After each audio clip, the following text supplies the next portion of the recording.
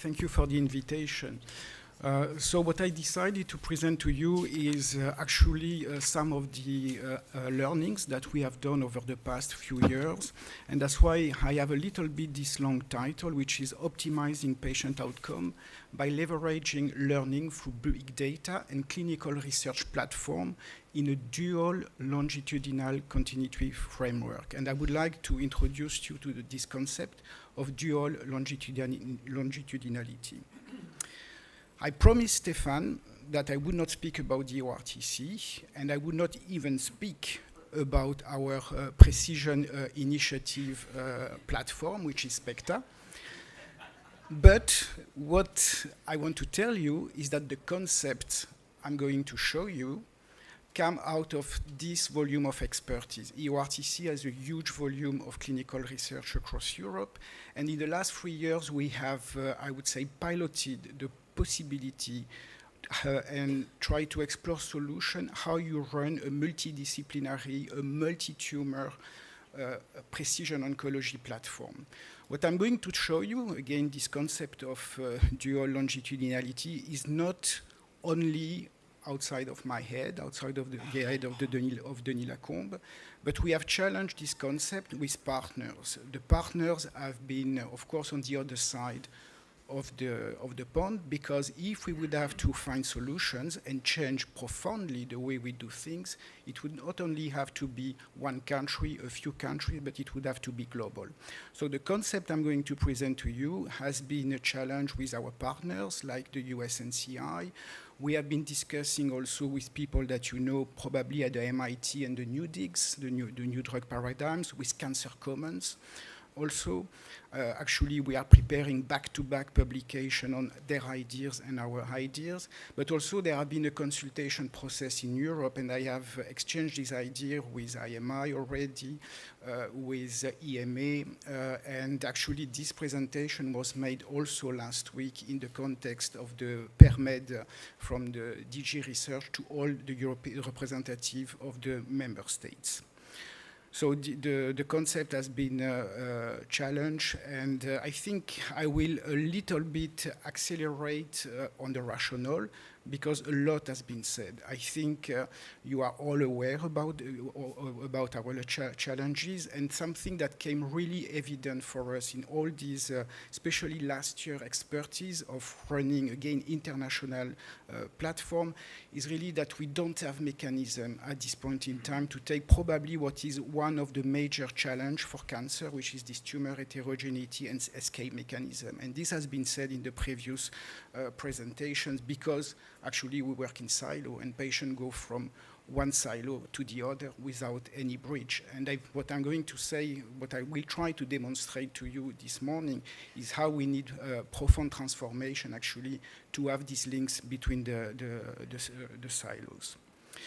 I think there are a number of recurrent pivotal questions that we are addressing in this transformation. Is that, of course, the classical phase 1 to 3 model, is it still adequate? How do we access? I think innovation is not an issue, but access to innovation is an issue.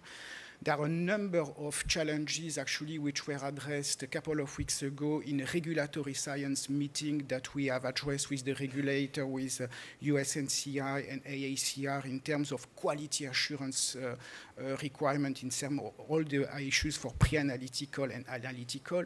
How do we develop this biomarker? What is the regulatory acceptability of the target and so on? So how do we take that collegially in a world that is constantly evolving? Because what we have to prepare also is the fact that our regulatory environment is going to change in the coming years. We are heading up to a new, to 3 regulations, which are the data protection regulation, the IVD regulation, and the clinical trial regulation. So we have also to anticipate how we are going to run these programs in this rapidly changing environment. So basically, what we have been trying to understand and to gather as expertise is a little bit to address this challenge. How do we completely revamp the clinical research so that we move towards a data-driven healthcare, basically from omics to economics, again, embracing all these challenges that you see here, with the central point is demonstrating clinical utility of biomarker. But as you can see in the bottom of this chart, for you industry, how do you address business risk reduction and improve quality assurance? So this is really what the parameters of the transformation, the new type of clinical research that we see, and your challenges as industry to bring new drugs to the market.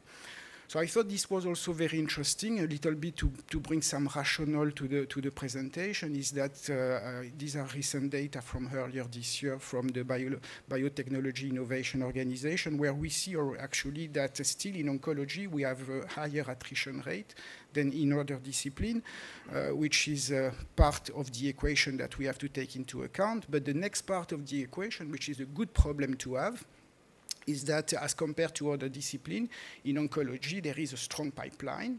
So it's a good problem to have. You see actually here the number of transition of molecules that transition from the various stage of drug development.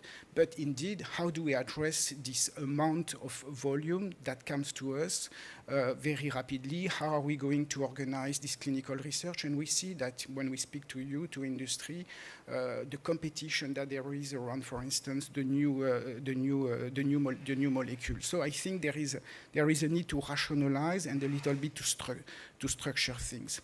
And also, I got this slide. They are very Dutch-oriented because I got this slide from Jaap Verwey.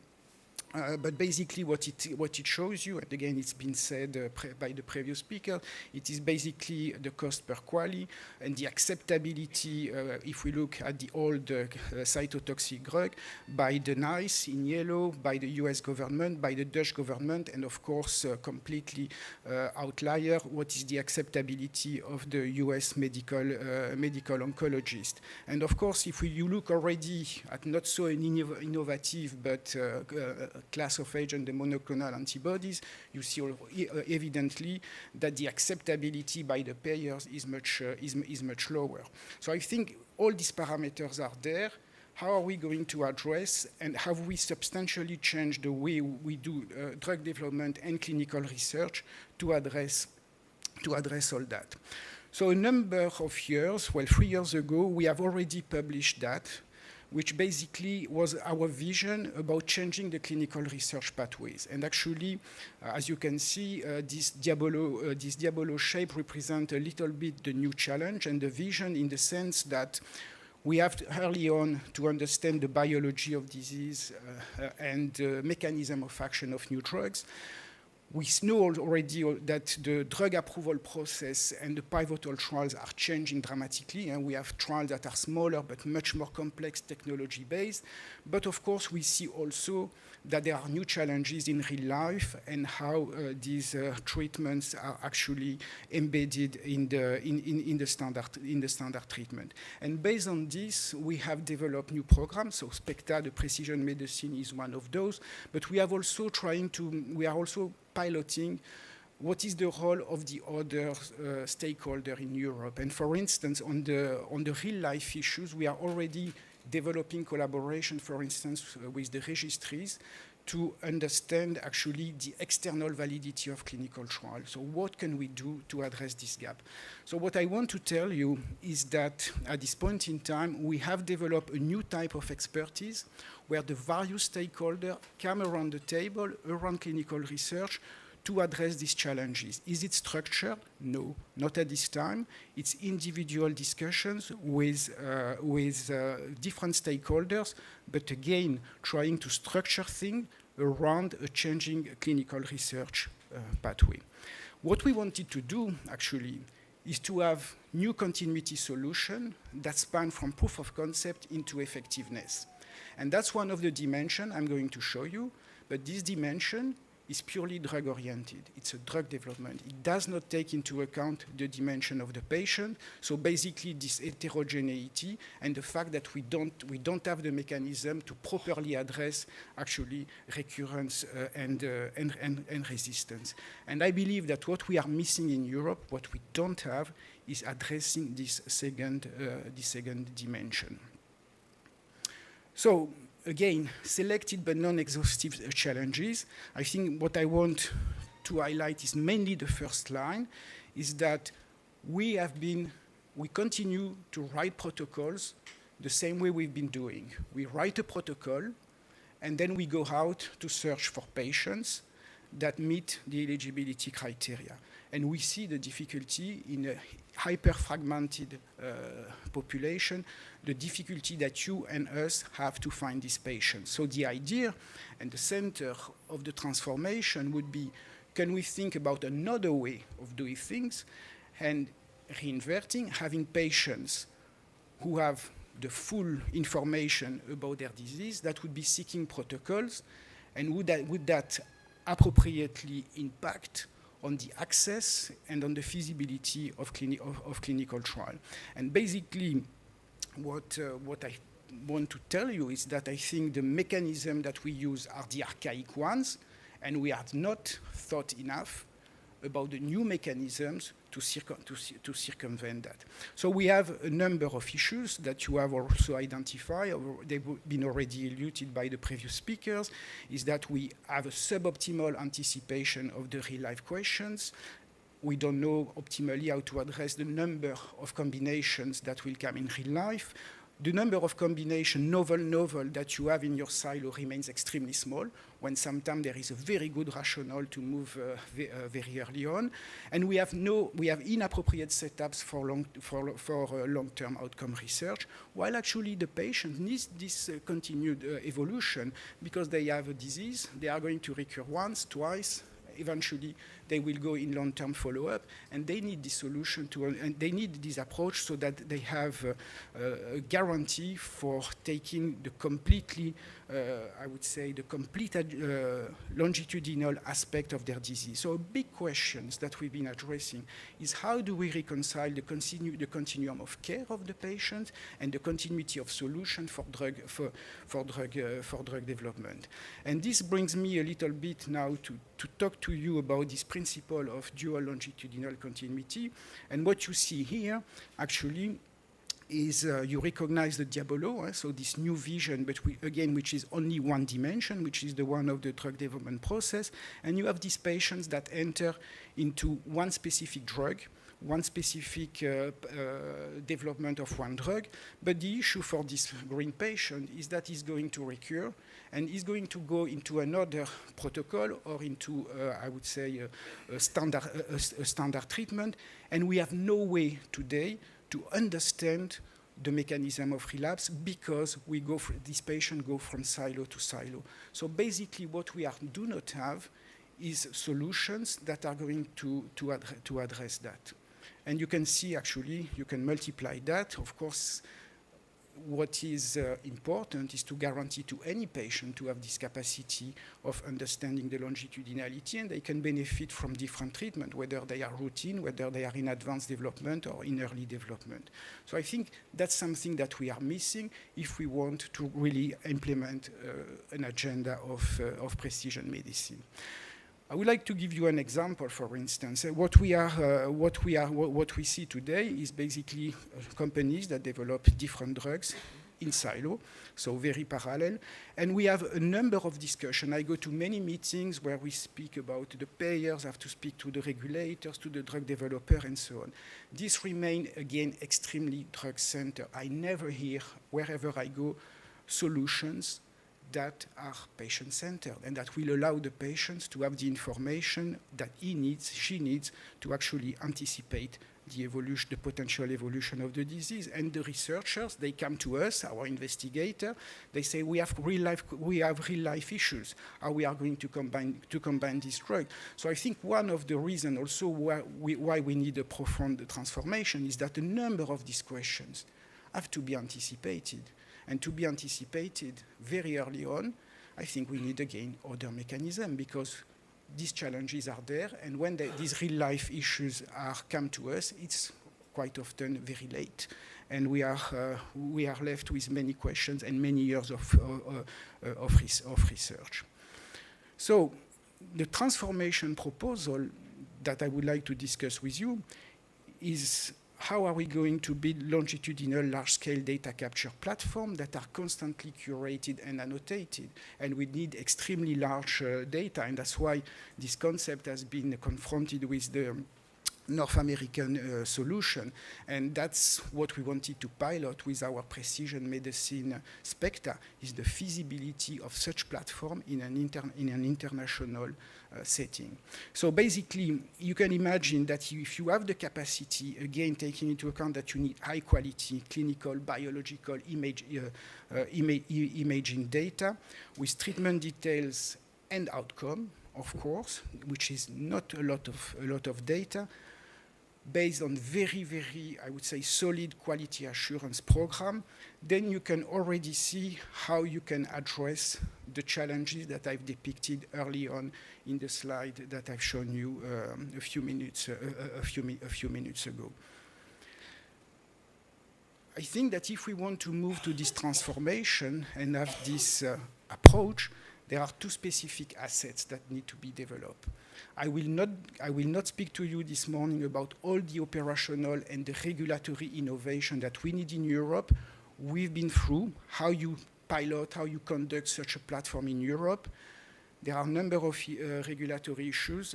I decided not to speak about it because it's a presentation by itself, but there are challenges to that.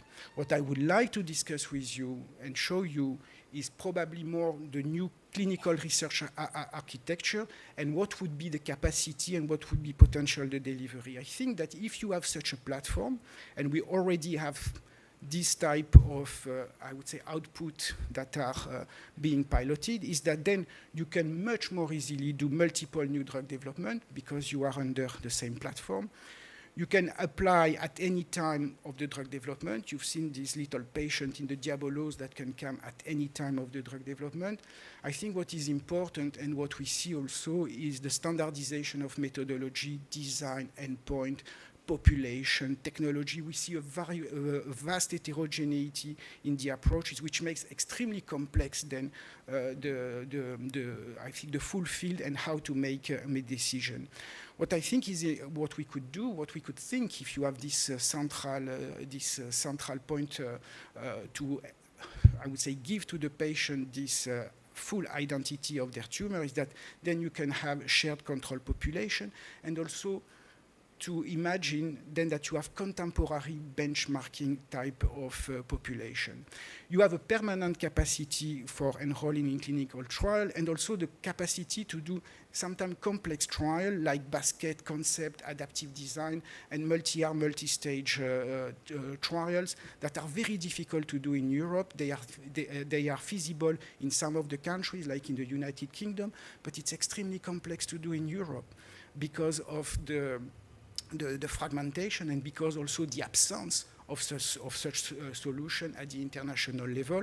And of course, then you would have, of course, a lot of capacity for efficient data exchange, again, because you would have a centralization of the data.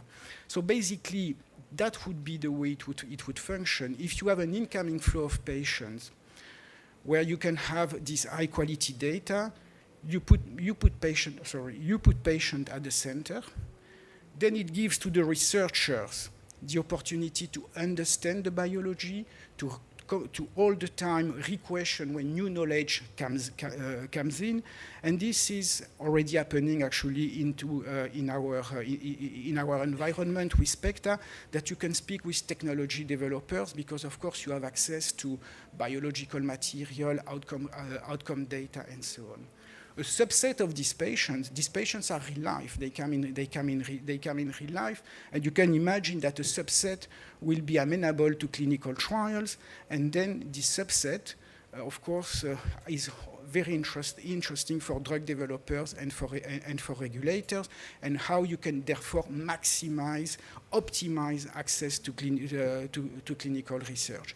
But we still have a number of questions that come to us. Is we cannot randomize, there are multiple combinations, and so on. So how are we going to benchmark in situation where we can bring patients to clinical trial, but maybe we cannot randomize. We are more in the real-life type of setting. But if you have this incoming flow of patients with this data, then I think what you can see is that you can use also with new methodologies these incoming patients, those that are not in clinical trial, that are contemporary with same type of quality, you can use them as benchmarking and discuss that also with the HTA bodies and the payers, how you can provide some benchmarking evidence. And this discussion have started also, because I think here we can bring an added value. And actually, if you take this chart and if you look vertically at the 3 columns, and you see under this Diabolo that comes back, you see that with the first arm, actually you address knowledge development and early drug development. You can come with some type of conclusion with the subset of patients you bring into clinical trial, and then you can have some benchmarking for effective implementation into real life. This can work, but of course there are a number of challenges ahead of us to address, and that's what we've been piloting over the years. So I think what could be the expected deliveries is an alignment of competency of the stakeholder, a rapid identification of patients group in a pre-competitive manner, and I think that's where the IMI instruments are very interesting to expedite the start of clinical trial, connect more efficiently the knowledge development to real life, because again you empower this Diabolo shape to happen while you put patient in the center. I think a more an easier capacity to benchmark technology, to benchmark population, to standardize the methodology, and of course to follow the patients on the long run, so to put more effort on long-term outcome research across data set. And for instance, like immunotherapy, I think personally I have a question. There are many immunotherapy trials today. Who is going to actually to do the long-term toxicity, the long-term pharmacovigilance and assess the safety profile in years from now after the drugs are on the market? So I believe that the ultimate need is independent data capture for all type of clinical, biological, and imaging data and records alongside biomarker test results and all therapies that patients have received in databases which are constantly curated and annotated. Again, that's the principle that we have developed. That's the principle that we are benchmarking with other parts of the world, and that we are at the time maturing. I think that we have reached a point where we have identified the gaps, but of course we need now to transform this knowledge. We need to transform this, we need to make this possible at a larger scale, and that's where I believe a partnership, and you've seen this slide, that all the stakeholders can benefit from such platform, but it requires a collegial willingness to completely change the way we are doing things. Sorry, I'm going the wrong way. So I'm not going to describe SPECTA, but basically if you have questions, that's the way it functions. Today, SPECTA is completely integrated. It's not even a program. We are integrated completely into the ORTC procedure, and that's where I would like to finish. Indeed, so it functions as a prospective and longitudinal clinical research annotated biobank where we can ensure this patient dimension, this second longitudinal dimension of the chart I have shown you earlier on. And I would like just to finish to a little bit advertise our molecular targets and cancer therapeutic meetings that will occur in a couple of months from now, where, of course, big knowledge is going to be communicated. With this, I would like to thank you. I hope I was clear enough. Thank you for your attention. Denis, very nice talk. Mark Lawler, Queen's University, Belfast. One question in cancer is the lack of a cancer ontology.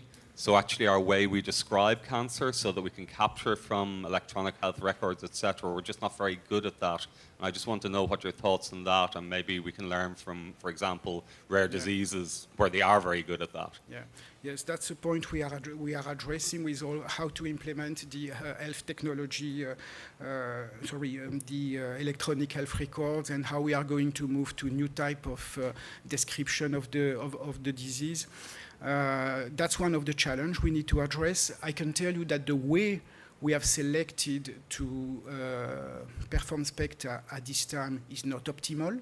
That's not the one we want, but that's the only one feasible in Europe. We are exploring other routes, actually, for instance, partnership with registries, which have all the patients, and how we can start actually accessing to the patient, not necessarily for a clinical research platform, but from population platforms. And here I think we would gain a lot of, I would say, leverage to address this type of questions. Maybe also looking at something like HBO or... Yeah.